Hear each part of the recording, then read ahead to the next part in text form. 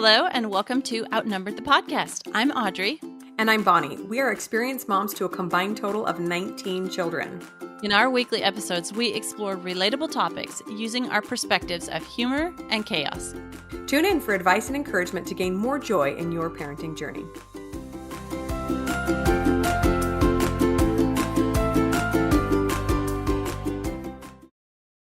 Hello, friends. Welcome back to another episode. Today, we are doing another segment in our series on what I would tell a younger me, which we just love to talk about because our poor younger selves, they were just doing the best they knew how. And we're sharing these thoughts in hopes that it will help some of you who are a little bit earlier on your path of motherhood just relax a little bit and know that you are doing an amazing job. So today, we're addressing the ever-present frustration of having a messy house.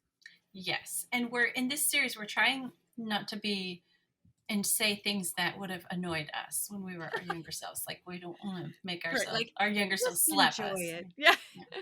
Right. You'll miss really it. Yeah. As if you're going to miss a messy house, right? Yeah. Right.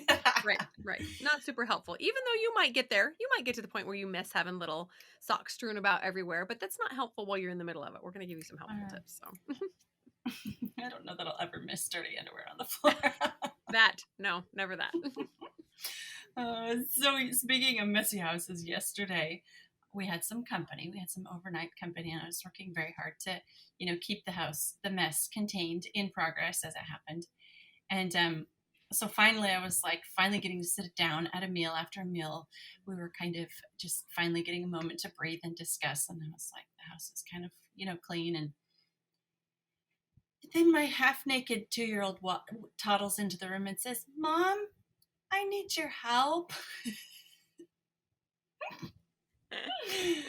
And here the toilet was overflowing, and then into the kitchen, right off the bathroom. And so I just in preparation for overnight company, went and got a couple little, different things, like a new toilet paper holder that stands on the floor. And apparently he was really attracted to it and found it really fun just to reel that toilet paper off of there and into the toilet. And it was very fun. And then, so, oh, dang it. So here I'm on my hands and knees with the company and my half-naked toddler running amok and trying to get the toilet mess stopped up and from going in the kitchen too far. And good times. So. Little stinker. And they're just so cute. And yet poop running all over your floor, or toilet water just in general. Less cute. Not so cute. Good times. Yeah, kids just... This is a surprise to exactly no one, but kids are very messy, right? They just leave stuff everywhere. So we are going to address that today. But to start off, to just say and remind you, it is completely normal. It's just are you familiar with the book Everyone Poops, Audrey? It's a great one for potty trainers because it just reminds everybody this is totally normal as they're learning how to do this weird function on the toilet, It's totally normal. And just like everyone has to go number 2, everyone who has children has messes. Some of us hide it better than others. And that may or may not be a good thing. We're going to talk about that. But we're just going to offer a little bit of hope in case you are just going nuts with the mess. All right. We are dividing this episode into 3 parts. Prevention, how to, stop the mess before it starts. And purpose. So why? What's the purpose of your house, and the why behind the mess, and maybe even the why behind why you want a clean house or want it cleaner.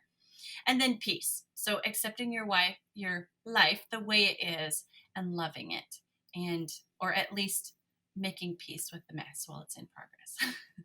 Right. I think that our homes are so important to us, especially as women, as moms. We like to think that it reflects on who we are as a person or as a mother, when really it just reflects on, how often we make our children clean up their messes, right? It really doesn't reflect anything on us personally. But it helps to break things down and try to understand where the mess is coming from and what it does mean, right? And so we kind of broke it down into this simple phrase. A mess happens when someone has used something and left it somewhere. So in order to fix it, we got to address one or multiple of those things. Right. So first off, we just start with gratitude. Let's be thankful, one, we have a house, right? We talk a lot on this podcast about starting with believable statements. So I'm thankful I have a house. That's a good place to start, right? And then number 2, we have people in it that we love. And yes, that's you like stop there, not what they're doing with the house, but there are other people in the house, so we're not alone, and we're thankful for them. And then number three, another thing we can be grateful for is, and a believable statement is that we have lives, blessed lives that let us purchase and use wonderful things. So we're very blessed. So those are three. Gratitude. I love starting with gratitude. Thankfulness is a good place to start, and those are really three super believable statements that when we start from the position of gratitude, then we're putting ourselves in the proper place mentally to then we're in a good place to deal with the mess. Good thoughts. Yes, absolutely. Anytime I have a struggle with a person in my life, I have to go back to that gratitude because it's so easy to get irritated at the things that they do, when you kind of gloss over the fact that they exist, right? Like, oh, my husband drives me so crazy. But I have this wonderful husband who sometimes drives me crazy. Totally normal. I have this wonderful child who leaves messes everywhere he goes. He is such a beautiful soul. I'm so grateful for him, right? Great place to start. I love that.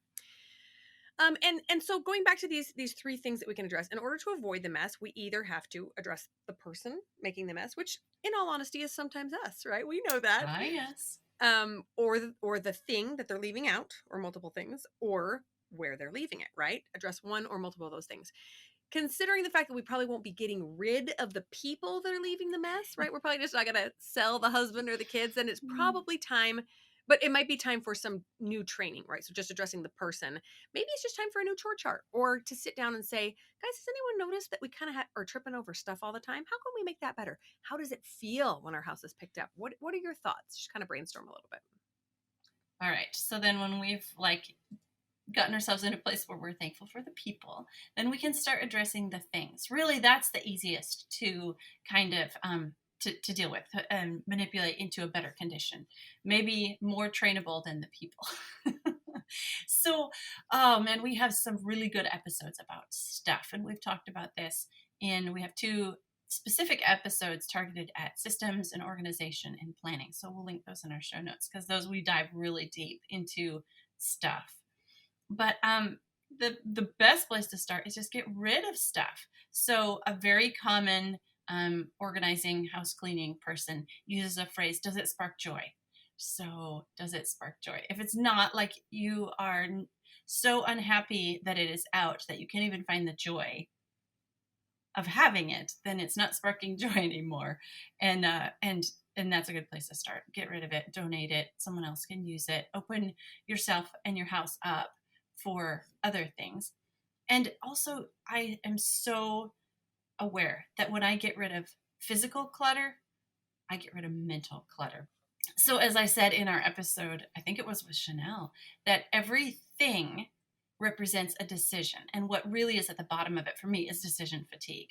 So, I have so much freer mental space when I have less physical stuff.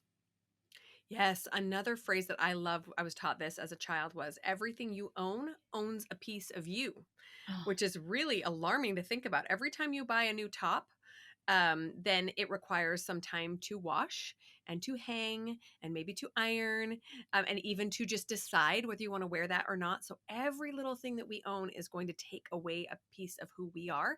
And sometimes it gives more than it takes, right? Like my children's socks, for example, don't particularly spark joy, but they give enough to my life. They make my children safe and comfortable. Warm and comfortable, I guess not really safe, but anyway, enough so that I keep them in my life, right? So you have to just make that decision. Does this thing give back more than it takes? And am I willing to give away a little piece of myself in order to keep this thing around? Maybe not, right? Love that.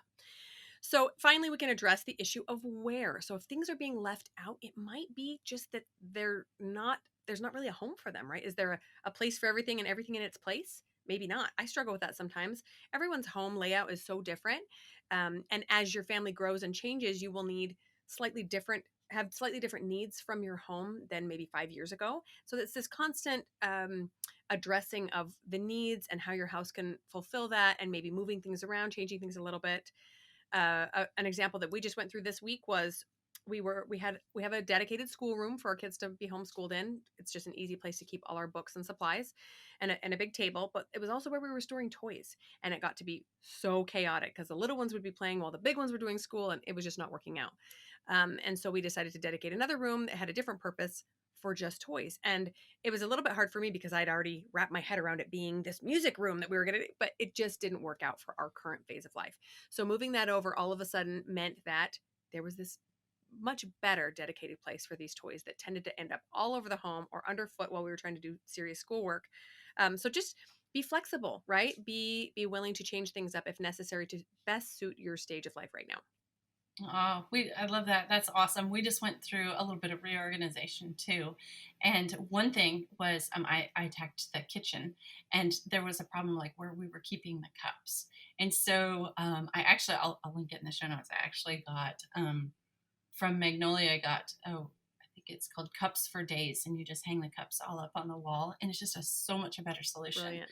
for us right now than the other solution that we sort of kind of had. It just wasn't working anymore. But what I love to see is when you make a change organizationally, you really can see the mental effect that it has on kids. Like adults were like, oh my goodness, I just went over here for a cup and now the cups are over here. And this is like, we're like drudgery. And kids are like, oh, Mom, look, everybody who comes in the house, look, the cups are over here on the wall now. And it's like the most exciting thing ever. And all you did was like move the cups like 2 feet, And you can really see the mental effect that it has on kids when Audrey, physical stuff I think changes. you've been spying on us this week because every time we move something over to this room, my kids are like, best day ever. The dollhouse is here now. It's going to be so great. We can play right here. This is magical. Like, it's really fun to see them adjust. And sometimes there's a little bit of kickback, honestly. Yeah. Sometimes we rearrange kids' rooms and they don't like that. Like, oh, I didn't want to share with this person, or I didn't want to put my stuff here. But you do the best you can for the space you have, and hopefully you can get more enthusiasm than pushback. Yeah. Oh yeah, I mentioned it several times, and I'm going to find it and link it for the show notes of this episode. But there is an article that Joanna Gaines wrote about her transition from kind of almost cleaning up as her kids were playing with stuff to realizing that everything needed a place and making a dedicated place where the kids could have their own thing and make their own mess. Yes, yes. That's definitely something I would tell a younger me. Stop cleaning up as they're playing. Just let them make the darn mess and come back later. It's not worth it. Yes. One thing I was thinking of what I would tell a younger me about this is I used to be so animated about the condition of my kids' bedrooms. And that was like a lot of stress to me because I wanted them to keep their bedrooms up to my standard. And then later in life, I have transitioned to like their bedroom is their place to practice their homekeeping. And so I kind of step out, I can shut the door and walk past without seeing the mess. And I think it would have been better both for them and for me, the younger me, not to be stressing so much about the condition of their bedroom, but let that be the place where they get to build their own homekeeping skills. Yes, that's a beautiful thought. I mean, barring significant health hazards, I do go in there occasionally and make sure no one's left a ham sandwich under the bed. I know. But and for children who share bedrooms, that's a real life skill to learn how to cooperate in keeping a space clean. I mean, I don't think I really learned that until college. There was so much friction, like, oh, you leave your stuff out and you never take out the garbage. And I was actually the person they were saying about, but to learn that skill early on, that's beautiful, right? And they're not going to get it right for a long time, and that's okay. And maybe their level of okay is way below your level of okay. And you might just have to learn to be okay with that. Yeah. Okay. Purpose. We're going to move on to the second part is what is the purpose of our house and why is the mess there? So if we stop and we go all the way back to the moment about what drew us to our home, is it the layout? Is it the neighborhood? Is it the aesthetic? Is it the feel? Potential for family parties, get-togethers, game nights, tickle fights? What is the emotion behind your home? Like, why did you originally choose your home? And even thinking about this, back to when we spent a lot of the years in our younger parenting years renting. We hadn't bought a home yet. So maybe not like our ideal forever home, but just thinking about what was it about those things that added the emotion or the home part of home to it for us. Yes, that's a beautiful way to again, find some gratitude for your home, right? Especially if you've been in your home for a long time and maybe your family's even grown more than you thought it was going to in this home. Maybe you're feeling a little cramped, or maybe whatever, things have changed, your needs have changed, and you're starting to feel a little bit irritated with your space, right? To go back to that initial feeling. This is funny because every April is the time that I'm the most grateful for my house, because we saw the property in April. We walked through in April, and it's just a beautiful time of season here in Arizona. Everything is in bloom.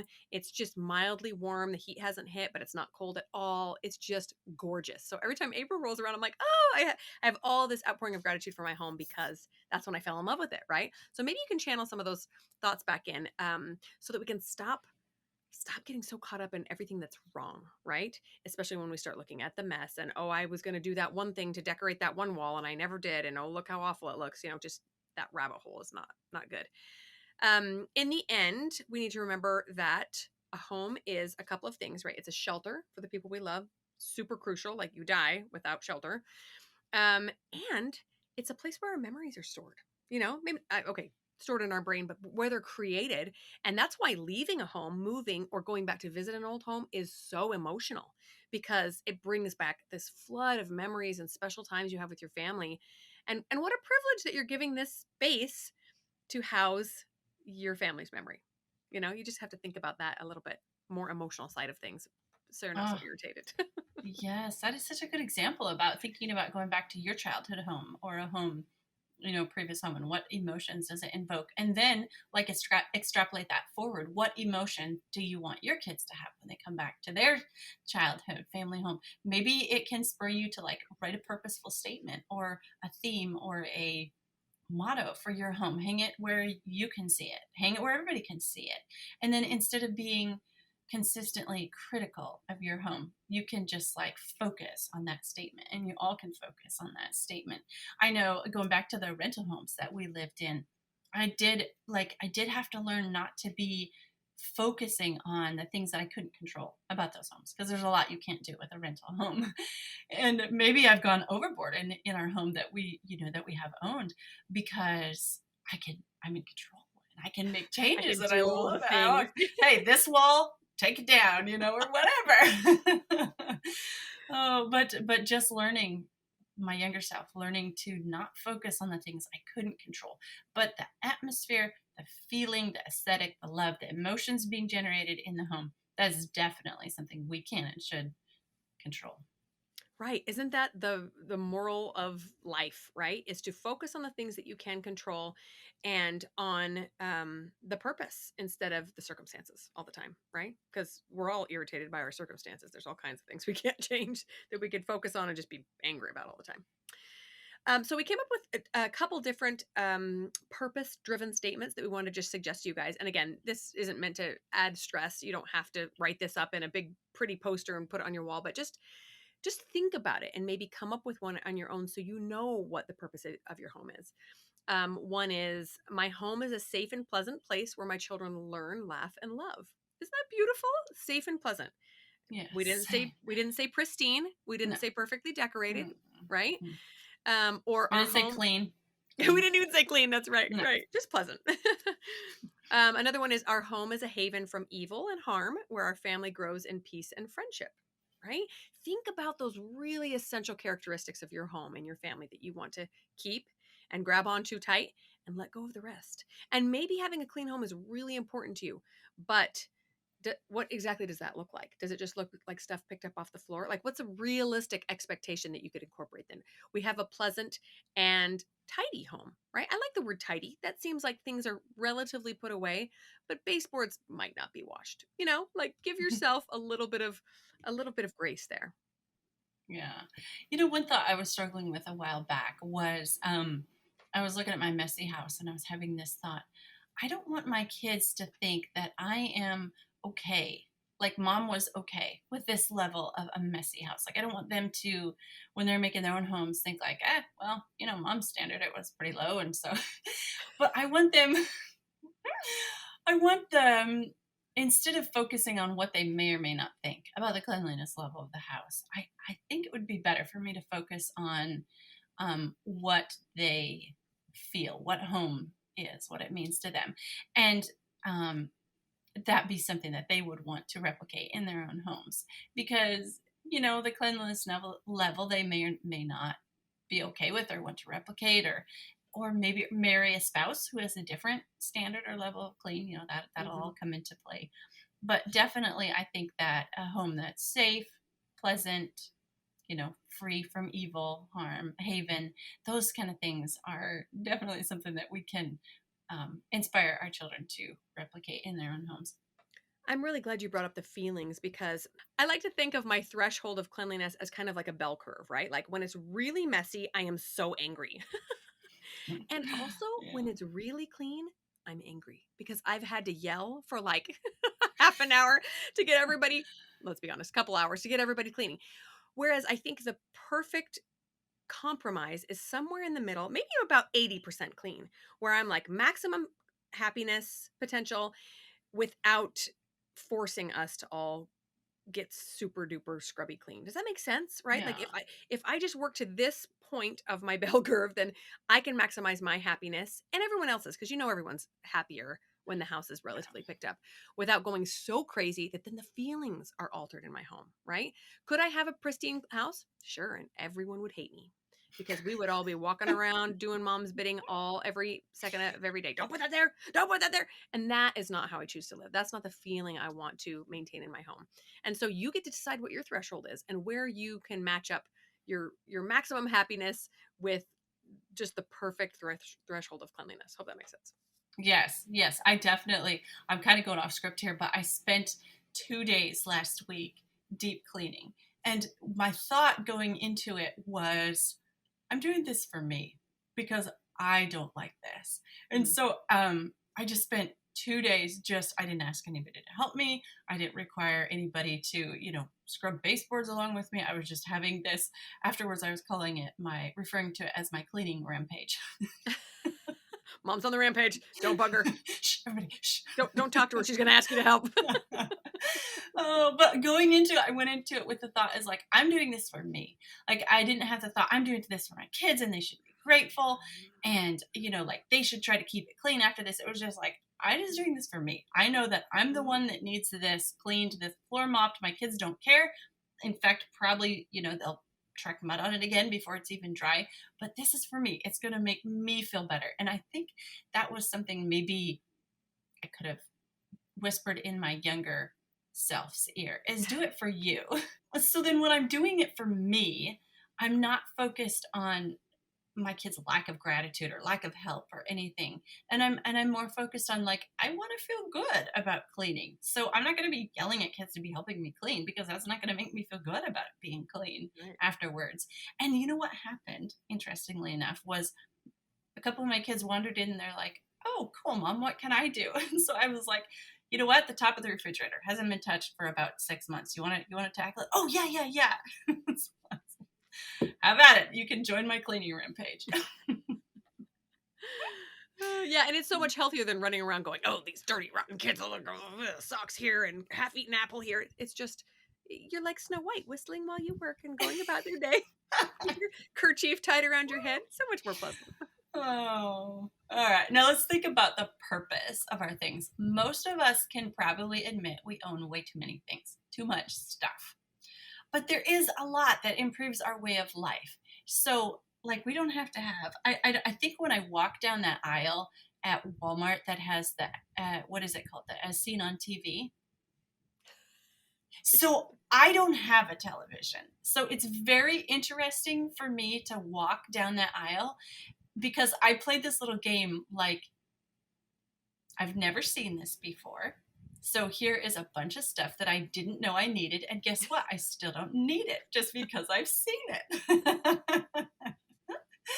It's just my little way of finding a happy medium between too much stuff and not enough. Or, back in the dark age of scrubbing things on my hands and knees because the mop hadn't been invented yet or something. Yes, I want to go back to gratitude and appreciation, right? We have these incredible inventions that make our lives so much better than like the dark ages, as you say, or even just 100 years ago. We have computer mouses mice, whatever. We have ballpoint pens. We have socks, foot gloves, if you listen to our episode with Chanel. We have amazing, incredible clothes that fit our bodies, like so many amazing things. And yet, sometimes it gets to be too much, right? So you can start there. You can start from gratitude. Oh my goodness, I'm so grateful that I have this cute little baby onesie that ended up balled up in the corner of the house. Look how cute my baby is. I'm gonna miss this someday. Throw it in the wash, right? To go about doing these things out of gratitude. My kids love to make their paper messes. They get out scissors and just cut little stuff everywhere, and there's just paper scraps everywhere. And it used to just drive me crazy. And I'm like, I love that my children choose to sit and make a paper craft instead of staring at a screen or fighting or whatever else. And it doesn't mean that it's necessarily fun to clean up, but I can approach it more from this attitude of gratitude, and that it all has a purpose, right? Yeah. If the purposes start to seem a little redundant, like you have too many things for one purpose, or, okay, your kids actually don't use craft supplies and you have a whole closet full, then maybe it's time to purge. Right, right. One thing I was thinking here that I wish I would have told my younger self is give your children permission, authority, and responsibility to throw things away and get rid of things. When mom is the only person who can make the ultimate decision that, this toy is broken and needs to be thrown away. Oh my goodness. Because that, again, is going back to decision fatigue. It's so many decisions you have to make. When if a kid can just, pick up a light bulb, or in our house, it's batteries.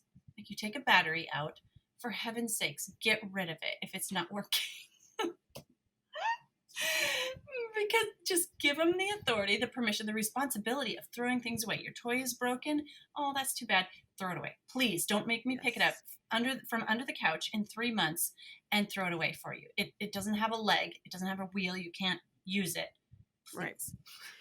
Right. One side note about this is, if you're struggling with this, a child that doesn't like to let go, we've found a lot of success in giving them containers to fit their things. Like, you have this box for your toys, craft supplies, dolls, whatever it is that seems to overrun everything.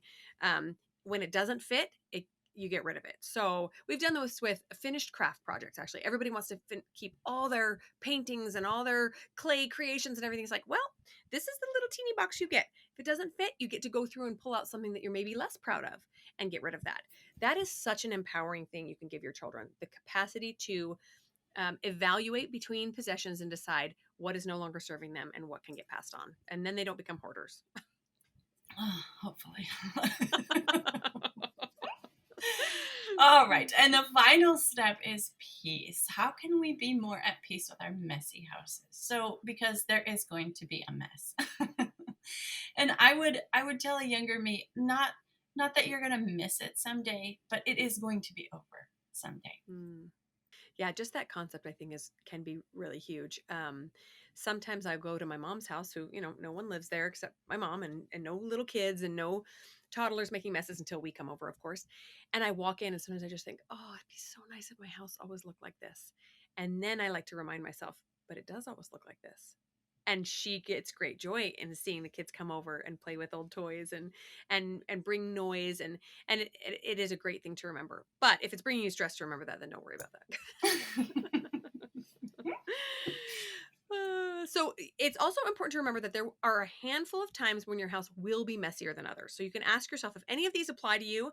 It's kind of like a survival time for a messy house, and it's time to just chill a little bit, right? Things like, you have children under the age of 6. That is going to be a messy phase. And I know it sounds like it's going to take forever because, Audrey and I have been in that phase for like 20 years, but it won't last forever. It won't. So kids under 6 means your house is going to be messier than many people. If you don't have any older helpers, and I'm talking like 12 and up. Yeah, kids 8, 9, 10 can help as well. But the teenagers are the ones that can really be helpful. And if they're not around, or all of a sudden you have them, but they're busy with work and school, then you also might see an increase in mess, right? Maybe you're a solo parent, maybe full-time, maybe just part-time. Your husband travels a lot. That is going to see an increase of mess as well.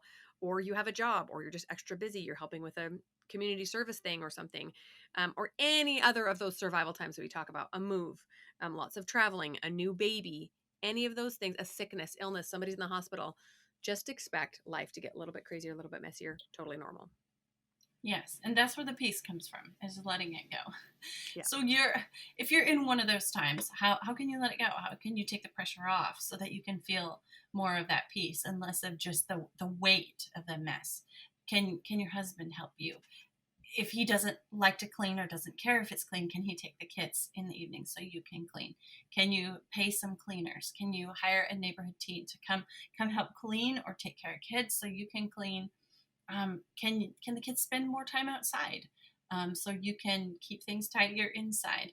Um, can you have one thing that I've done is the 4 o'clock afternoon chore time that really did save my sanity, so that I knew that yes, it's a mess. Absolutely, it is a mess. And at 4 o'clock, there is going to be a time when we're all going to pitch in. And we're all going to make it clean again. So where can you find that peace? Yeah, as a homeschooler, that's especially important. Or if you're a public schooler whose kids are home in the summer, right? You got 3 months of extra messes. How are you going to carve out a way for you to find your sanity? And even if you don't have the means to hire someone to help, what about just swapping play dates, right? You call up a friend and say, hey, can I send my kids over for 2 hours while I scrub this floor because it's so gross? And then you send yours over. I'll keep them outside, of course, because now my house is clean. And you could do the same to yours, or swap days. There's a lot of options if you get creative, right?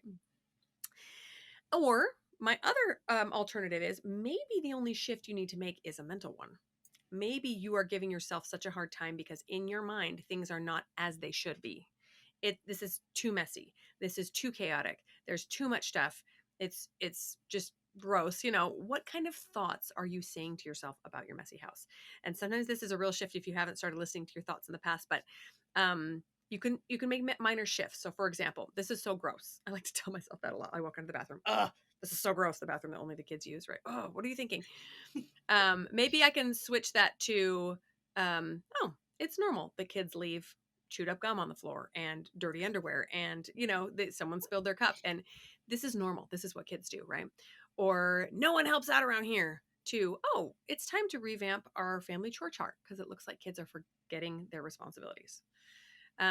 Or I hate crafts because they're so messy. These are all thoughts that have come out of my head in case you think I'm being judgmental. To something like, I love that my kids play so creatively. I'm going to give them another 20 minutes and then we'll clean up so that I don't have to look at this all day long, right? Just these minor shifts that help you get to a place of peace and acceptance of your wonderful life while also making progress to get to a place that's a little bit less stressful. Yes, yes, those are good shift and replacement thoughts to use. We did want to say that you need to be watchful for thoughts that are like destructive. Like it shouldn't be this way, or something is wrong with me or my kids. Um, if you have kids, it's normal that there's a mess. It really is. Everything's just exactly happening. If you have a mess, that's the way it's supposed to be. And so maybe go back to those thoughts that we shared at the beginning, but more believable thoughts. I have a house, I have a family, and start there. But watch out for those, like those destructive thoughts that make you like wanting to get rid of the people instead of the stuff. Like that. That is something just to be cautious of. Yes, love that. Totally. And then finally, we suggest, like I kind of mentioned before, determining a tolerance level. And this is probably best done with your spouse with you or your kids involved as well. And just say, guys, we've noticed that we love the way our house feels when it's clean, right? And it's a little bit harder when there's stuff on the floor. Maybe we can get to a place where we determine that it's an appropriate level of clean. If it falls below this, that we do a quick pickup, right? And this is a little bit hard to determine because it's not, like, well, when the mess reaches 3 feet high, we start cleaning. Waste level, too much. Waste level, start getting rid of stuff. But sometimes it's just kind of you're eyeballing it, or you notice your own stress level raising. So I personally have thought about this a lot, and I've noticed that for us, if the house gets to a point where it's longer than 15 minutes to pick it up, right? So if company was coming in 15 minutes, I said, everybody pick up now. And we all ran and picked up and there was still mess, then that would be too messy, right? So again, it's very subjective and it's kind of hard to define, but you probably already know, right? It's probably okay to have like 3 or 4 dress ups on the floor, but when the entire bin is dumped out, you're like, or it's okay to have the Legos and the dolls out, but when the Legos and the dolls and the this and and 15 types of toys are out, then it's too much. So just kind of determine that for yourself, define it, communicate it to your family and say, doesn't that feel so much better when we keep it to this point? And then you just kind of have to watch for it. Like, uh-oh, we got 3 or 4 toys out. Let's pick them up until we only have 1 out. And then that's so much easier to maintain. Yeah, that is such a good baseline. 15 minutes from a clean house. Well, it's a great one for us because we live about 15 minutes away from town. So if someone is coming up, they would give it, hey, can I pop by? Yep. We got that time. We've put in place a couple things that are kind of going back to like the first part that we're saying, like the prevention, but some hard and fast rules that we do so that, like, this is my tolerance level. So like one thing that you were mentioning was 1 kind of toy out at a time. That is my tolerance level. I can handle 1 kind of toy all over the floor. I can't handle 4. You can't have the Lincoln Logs and the Barbies and the toy cars and the trains. Just 1. But you have to communicate to your kids. You can't just think that they know that you have another rule we have is no food upstairs, no food or shoes upstairs. So if they don't know that, you can't enforce that rule. Yeah. And then, like I mentioned before, we have an afternoon chore time. So if you decide on like 1 or 2 times a day, everyone pitches in to get it back to your baseline level, like afternoon chore time. And, we have an episode all about kids and chores where we really kind of dive into what specifically we expect for certain ages and how we help them learn that and do that. So you can go listen to that episode too. But just to get it back, like I said, that was just a really big stress release for me to know that both after breakfast and at 4:00 in the afternoon, everything's going to be back to a state where I can breathe easy, and the rest of the time I can let it go a little bit more. So working toward that piece. Yes, love that. Finally, we want to wrap up with this thought, you guys. The state of your house has nothing to do with your ability as a mother, or your performance as a mother. We talk about this a lot, and we've talked about it quite a bit in episode 160, talking about success as a mom. When we mix those two up, we run the risk of really getting down on ourselves, because our purpose is to mother or father. If you happen to be one of our dads listening, your purpose is to connect and create a relationship with your child. Now, you also have to care for them, which involves shoes and socks and breakfast and all these household related tasks. But when we get off that focus of mothering being a relationship and think that it means how clean our house is, then we're in some dangerous waters. Please remember that your children need you for you. They don't need you as a cleaning lady. That is a very nice way to say what I had to say to my younger self, which was chill, babe.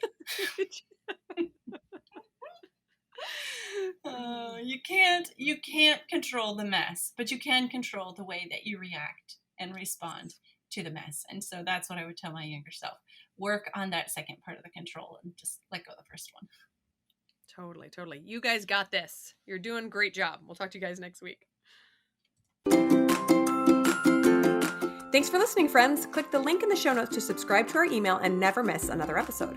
Show us some love by leaving a review on iTunes or sharing the podcast with a friend. Thanks for all your support. We'll talk to you next week.